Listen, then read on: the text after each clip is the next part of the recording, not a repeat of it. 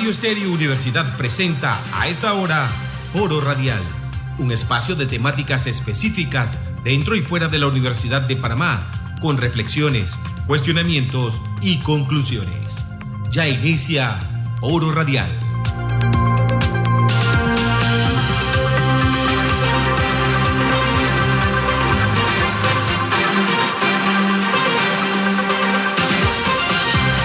Muchas gracias amigos, ¿qué tal? Sean todos bienvenidos a otro Foro Radial más, en esta ocasión con el control máster computarizado de Temi Molina.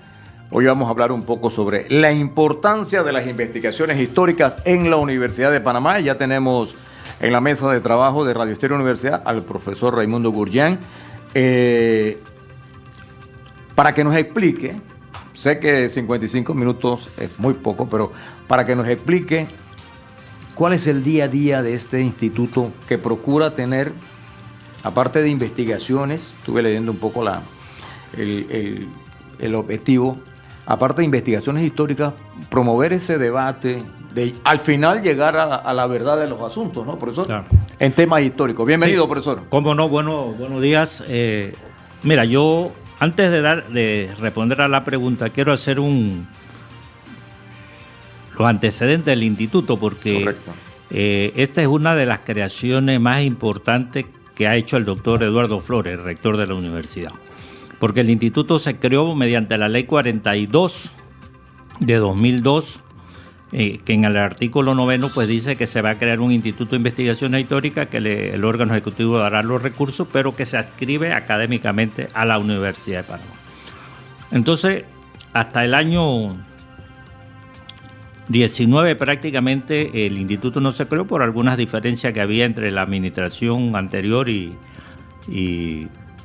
algunos profesores del departamento de historia, pero después pues una comisión habló con el rector, el doctor Eduardo Flores, y le planteó en el marco de la celebración del bicentenario de la independencia que ese instituto era importante que la universidad pues lo estableciera, porque ya la ley lo creaba, pero no se había puesto en funcionamiento. Entonces el Departamento de Historia y la Facultad de Humanidades decidieron nombrar una comisión que por casualidad pues me tocó a mí presidirla, y se elaboraron conjuntamente con la Dirección de Planificación Universitaria todos los lineamientos que se exigen para crear unidades académicas en la universidad. Entonces el rector Flores, él un día nos pidió de que le mandáramos ese documento y que lo iba a presentar en el Consejo Académico. Y en efecto así fue. Y el día 25 de agosto del 2021, antes que él terminara su primer mandato, él presenta eso y el Consejo lo aprueba. Entonces, el Instituto de Investigaciones Históricas era una necesidad histórica, porque prácticamente todas las universidades tienen un centro de investigación o un instituto de investigación. Entonces, la Universidad de Panamá estaba en deuda con eso, aunque esa es una idea vieja, porque eso viene desde la época del 50. El doctor Carlos Manuel Gasteazor, un gran historiador, estaba planteando que era necesario tener un instituto de investigaciones históricas o centro de investigaciones históricas. Entonces se crea el instituto, pero sin recursos. El rector lo ha apoyado desde el principio, y con el tiempo del 21 para acá ha nombrado algunos investigadores, por lo general personas destacadas, algunos ya profesores eméritos, pero que tienen una gran trayectoria en el campo de la investigación histórica. Entonces nosotros hacemos investigaciones. Otra misión del instituto es recopilar las fuentes documentales que se encuentran dispersas en archivos, bibliotecas nacionales o extranjeras. Hay algunos proyectos que se llevan a nivel interno, a nivel extranjero pues no se ha podido, porque el instituto nació en la época de la pandemia y la situación económica es difícil. Pero el rector se ha ido nombrando algunos investigadores destacados, y una de las características que tiene el instituto, que casi la mayoría de sus investigadores son personas con título de doctorado, ¿no? Porque son personas ya destacadas que se le ha dado la categoría de profesor invitado. Entonces nosotros tenemos varias, a lo largo de este periodo, tenemos alrededor de 24 investigaciones ya inscritas, registradas, algunas ya terminadas, inclusive algunos libros se han publicado. Por ejemplo, en nuestra planta está el doctor Alfredo Castillero Calvo, que es un destacado historiador panameño, quizás uno de los principales investigadores que tiene actualmente el país. Está la doctora Eda Zamudio, que también es una profesora formada, pero que por razones pues de que ella se casó joven, se fue a vivir a Venezuela, hizo toda su carrera universitaria en la Universidad de los Andes en Mérida, y ahora pues ella regresó a Panamá y entonces está involucrada en proyectos de investigación. Está el doctor Alfredo Figueroa Navarro, que también es un distinguido investigador, que ha trabajado la historia social de Panamá. Está la doctora Katy Osorio, que ha estado por acá también en esta emisora. Ella estudió en Japón, tiene una maestría en patrimonio cultural y un doctorado en universidad japonesa. Fue directora de patrimonio histórico y también está investigando sobre rutas patrimoniales entre Panamá y México, porque está muy vinculada con universidades mexicanas, y eso también le ayuda no solo como una investigación más, sino que trabaja directamente con la Escuela de Turismo Histórico Cultural de la Facultad de Humanidades. Así también tenemos, por ejemplo, a Luis Pulido Ritter, que es filósofo, es sociólogo.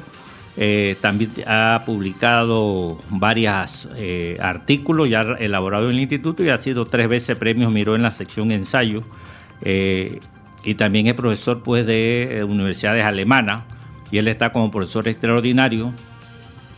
Está también la profesora Vilma Chiriboga, que es la subdirectora y que también ha colaborado con artículos de diferentes temas históricos. Recientemente me han incorporado también al profesor Rommel Escarriola, que también es un distinguido historiador nacional, miembro de la Comisión de los Símbolos Patrios, y que también es editor de la revista Lotería de la Lotería Nacional de Beneficencia, aunque tiene algún tiempo que no se publica. Pero Rommel también es un destacado investigador. Así que, pero aparte de la investigación, nosotros participamos respondiendo a la pregunta, en actividades, en conversatorios, en programas de radio, en programas de televisión. Se asesoran tesis, por ejemplo, hay inclusive tesis internacionales de doctorado en Colombia. Eso es interesante, asesoran tesis. ¿Sí? ¿Cómo no? Porque se reconoce pues que el personal del instituto es un personal de altas graduaciones. Calificado. Y entonces se asesoran tesis de maestría, inclusive de doctorado en la Universidad Pedagógica de Colombia, en la Universidad de los Andes, en Ecuador. La profesora Osorio es también profesora visitante en la Universidad de Zacatecas, en México. Asesora también tesis. Hemos participado en convenios por ejemplo, de ICOMOS en España, en Uruguay. Yo también he participado, por ejemplo, en convenios de CLACSO, el Consejo Latinoamericano de Ciencias Sociales, en México, en Colombia, aunque en esta vez no fui por razones personales, pero y así, pues entonces estamos también vinculados a diversas actividades que van más allá de la investigación propiamente dicha. Profesor, ciertamente es un instituto nuevo, pero encargado de manejar muchos temas pasados, mucha historia, ¿cierto? Entonces, es importante que nuestra audiencia sepa, también la comunidad universitaria, la importancia de tener bien claro nuestro pasado, las cosas que han ocurrido, los diferentes eventos sociales de nuestro país. Profesor, para que nos explique un poco esta coyuntura. Sí, los institutos de investigaciones históricas o los centros de investigación en la Universidad de Panamá, un centro depende de un decanato, un centro de investigación, y los institutos dependen directamente del rector. Del rector. ¿No?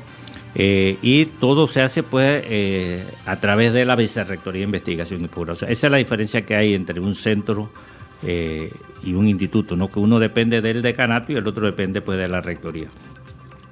Los institutos juegan un papel importante porque contribuyen al cumplimiento de los fines, por ejemplo, de la educación nacional, que dice que uno de los fines es el conocimiento de la historia y el estudio de los problemas nacionales.